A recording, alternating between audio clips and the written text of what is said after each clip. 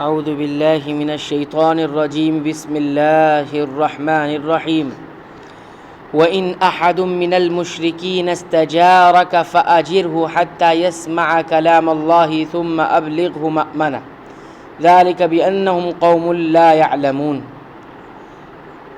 اگر مشرکوں میں سے کوئی آپ سے پناہ طلب کرے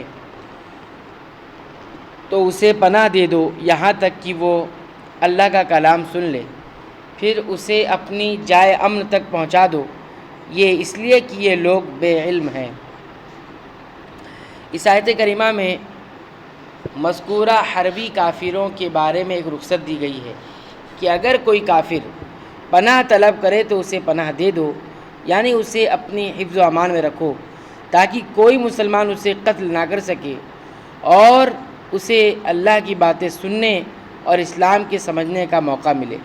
ممکن ہے کہ اس طرح اسے توبہ اور قبول اسلام کی توفیق مل جائے، لیکن اگر وہ اللہ کا کلام سننے کے باوجود مسلمان نہیں ہوتا تو اسے اس کی جائے امن تک پہنچا دو۔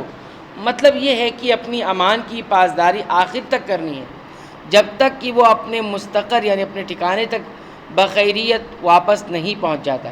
اس کی جان کی حفاظت تمہاری ذمہ داری ہے۔ یعنی پناہ کے طلبگاروں کو پناہ کی رخصت اس لیے دی گئی ہے کہ یہ بے علم لوگ ہیں، ممکن ہے اللہ اور اس رسول کی باتیں ان کے علم میں آئیں اور مسلمانوں کا اخلاق اور کردار وہ دیکھیں تو اسلام کی حقانیت اور صداقت کے وہ قائل ہو جائیں اور اسلام قبول کر کے آخرت کے عذاب سے بچ جائیں، جس طرح صلح حدیبیہ کے بعد بہت سے کافر امان طلب کر کے مدینہ آتے جاتے رہے تو انہیں مسلمانوں کی اخلاق و کردار کے مشاہدے سے اسلام کے سمجھنے میں بڑی مدد ملی اور بہت سے لوگ مسلمان ہو گئے۔ کیف یکون للمشرکین عہد عند اللہ وعند رسولہ الا الذین عاہدتم عند المسجد الحرام فما استقاموا لکم فاستقیموا لہم ان اللہ یحب المتقین۔ مشرکوں کے لیے عہد اللہ اور اس کے رسول کے نزدیک کیسے رہ سکتا ہے سوائے ان کے جن سے تم نے عہد و پیمان مسجد حرام کے پاس کیا۔ یہ استفہام نفی کے لیے ہے، یعنی جن مشرکین سے تمہارا معاہدہ ہے ان کے علاوہ اب کسی سے معاہدہ باقی نہیں رہا ہے۔ جب تک وہ لوگ تم سے معاہدہ نبھائیں تم بھی ان سے وفاداری کرو، اللہ تعالیٰ متقیوں سے محبت رکھتا ہے۔ یعنی عہد کی پاسداری اللہ کے ہاں بہت پسندیدہ امر ہے، اس لیے معاملے میں احتیاط ضروری ہے۔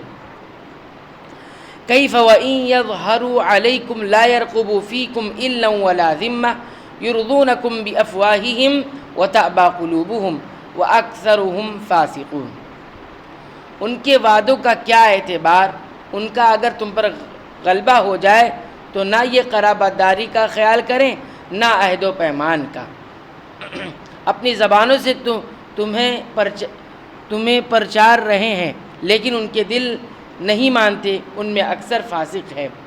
تمہیں خوش کر رہے ہیں لیکن ان کے دل نہیں مانتے، ان میں اکثر فاسق ہے۔ مشرکین کی زبانی باتوں کا کیا اعتبار، جبکہ ان کا یہ حال ہے کہ اگر تم پر غالب آ جائیں تو کسی قرابت اور عہد کا پاس نہیں کریں گے۔ بعض مفسرین کے نزدیک پہلا کیفہ مشرکین کے لیے ہے اور دوسرے سے یہودی مراد ہے، کیونکہ ان کی صفت بیان کی گئی ہے کہ اللہ کی آیتوں کو کم قیمت پر بیچ دیتے ہیں اور یہ وتیرہ یہودیوں کا ہی رہا ہے۔ اشتروا بآیات اللہ ثمنا قلیلا فصدوا عن سبیلہ انہم ساء ما كانوا یعملون۔